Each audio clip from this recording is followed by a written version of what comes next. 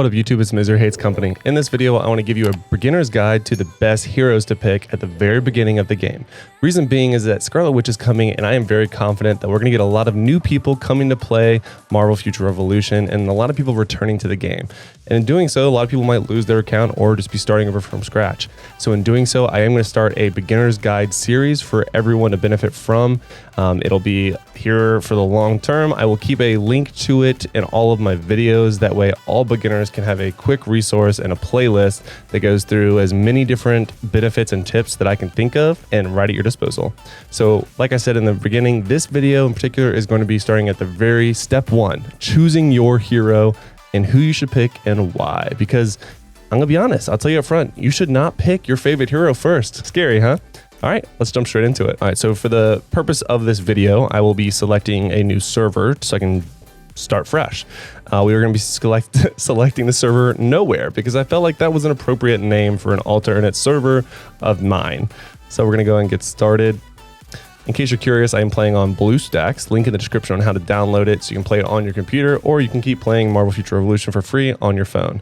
I forgot there is now a... Can I skip this? Yeah, skip Prologue.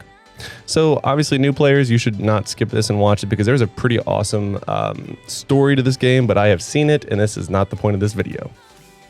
Skip it, dip, dip, dip. All right, so the hardest part is gonna be selecting your hero. So we have Magic, we have Captain America, we have Captain Marvel, not to be confused as another Captain America, as my wife does, Spider-Man, Black Widow, Iron Man, Doctor Strange, Star-Lord, and Storm. Now, by the time this video is out, we will have Scarlet Witch as a playable companion, either in the very near future or already by the time of you watching this video.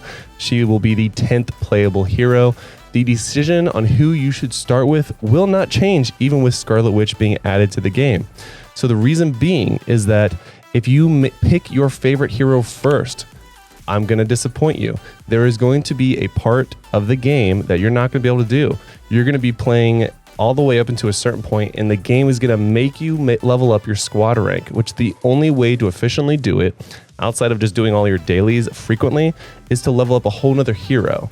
So the first hero you want to play is the one that is going to be able to sustain the best and the longest in PvE and the leveling experience without wasting a ton of your time, without dying easily. They have the sustain, but they also have the damage so you can do well quickly. Because honestly, in the very beginning, you're here for the storyline and you're just here to get as many squad rank as you can until you hit that roadblock where you have to pick a new character anyway. So with all of that being said, the first hero you should pick when you start Marvel Future Revolution, either as a new account or just in general, is actually going to be Doctor Strange. Now here's the logic for Doctor Strange. He has some fantastic sustain. He has a very low cooldown invincibility. He also has a skill that will heal himself. He has a lot of abilities that do a ton of damage in AoE, and he has the ability of provoking and taking off damage away from him with one of his skills. He is a fantastic hero to select as your first one, and apparently for the controlled difficulty, they only gave him 2 stars. Who's the hardest? It's gotta be Black Widow, right? So Black Widow's 5. Oh my gosh. Iron Man is 1. Spider-Man's 4. Magic's 3. I don't know if I agree with that. Magic's probably a little bit harder if done correctly. But so Doctor Strange is going to be the first hero you're going to want to pick. Now, I'm going to tell you right now, because you're going to be like, Misery, and I'm going to see in the comments right now, you're going to be like, Misery, when can I pick my favorite hero? Why can I not pick my favorite hero first? Well, I did answer that question as to why you don't want to pick your favorite hero first. So you're going to pick Doctor Strange first, go as far as you can in the storyline, watch all the story. It's going to be great. And then once you hit the first roadblock where it tells you need to level up your squad rank, your second hero should be your favorite hero. Your second one should be the one that you want to play for the long run. The reason being is that between Doctor Strange and your main hero, you're actually going to be able to get pretty far. I would highly encourage you to beat the game with Doctor Strange first.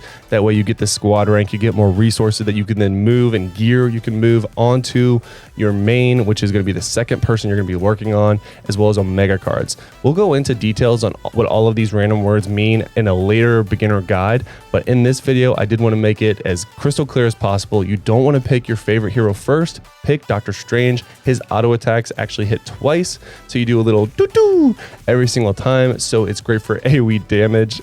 Doo-doo! That's going to be the only thing you remember from this video, and I'm okay with that. But Doctor Strange is the first one. The second person you want to do is going to be your main or your favorite. Now, in doing so, you do want to have a third hero picked out, ready to go. The third hero you're going to want to pick is someone who is good at the in-game content, whether it be PvE or PvP. You want to invest in someone early that you can be kind of like a project. It's still not your favorite, it's not your main, but it's a good ult to have for the long run. And that option, if not already picked as your main, is going to be Captain America. Captain America took a huge buff recently. He is in a fantastic spot in the game. So Captain America should be your third one. He is a tank. He is a beast. He will be easier to level after you've already beaten the campaign and all the missions with 2 people.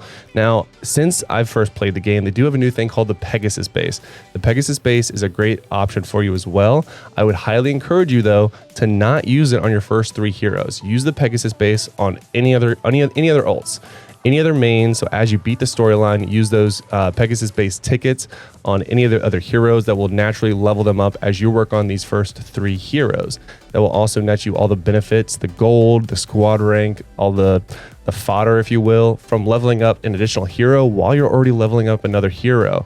So all you're doing is playing the story 3 times, but realistically, you could be leveling up to 6 heroes at the same time, because Pegasus Base does give you 3 different options or 3 different slots of people you can work on with those Pegasus Base missions completed automatically.